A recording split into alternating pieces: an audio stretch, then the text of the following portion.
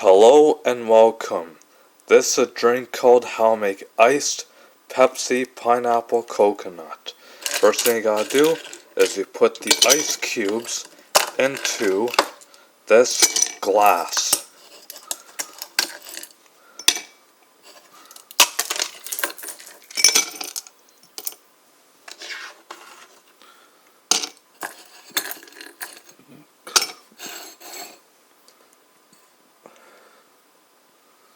And after that, you open up the pineapple coconut sparkling water and you pour it into this glass.